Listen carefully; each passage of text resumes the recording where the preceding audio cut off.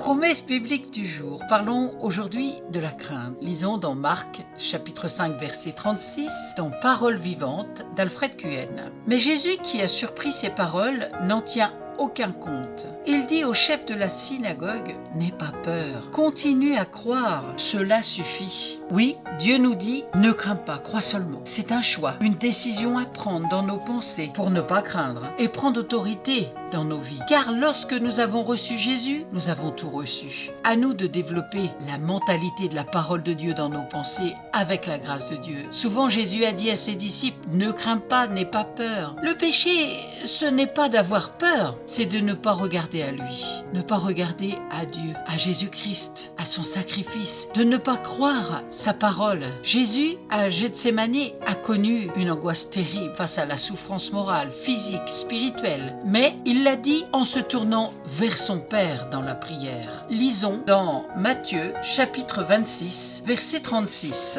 Là-dessus, Jésus parvint avec eux dans un domaine appelé Gethsémani. Il dit à ses disciples, « Asseyez-vous ici, pendant que j'irai prier là-bas. » Il prit avec lui Pierre et les deux fils de Zébédée. Il fut bientôt envahi d'une profonde tristesse. L'angoisse le saisit. Alors il dit à ses compagnons, « Mon âme est accablée de tristesse, d'une tristesse mortelle. Restez éveillés avec moi. » Puis il s'éloigna de quelques pas, se jeta la face contre terre et pria, « Oh mon Père, si c'est possible que cette coupe de souffrance me soit épargnée. Toutefois, que les choses se passent non pas comme moi je le veux, mais comme toi tu le veux. » Parfois, autour de nous, on ne se sent pas compris par rapport à nos peurs. Un seul, un vrai qui peut nous comprendre, c'est Jésus qui l'a traversé avant nous. Il peut nous comprendre. Alors, ne restez pas dans la peur, mais tournez-vous vers Jésus, qui lui est ta vraie solution, qui est le mieux pour te comprendre que celui qui l'a vécu. Quand Jésus dit « ne croyez pas à cela », souligne le fait que c'est important d'essayer de maîtriser nos peurs, en demandant l'aide de son Saint-Esprit, sans se laisser écraser par elle. Il insiste sur notre responsabilité, comme si la paix dépendait aussi de nous. À nous de connaître Jésus, le rencontrer personnellement, ainsi que ses promesses en s'abandonnant totalement à lui, qui est le chemin, la vérité et la vie. Marc chapitre 5, verset 36. La foi en Jésus n'échoue jamais. Ne doutez pas. Persévérez. La foi est agréable à Dieu et elle attire son attention. Amen. Soyez abondamment bénis et poursuivez cette méditation sur la crainte dans la prière. La prière fervente du juste a une grande efficacité. À très bientôt. Si vous ne possédez pas de Bible, contactez-moi, je vous en offrirai une.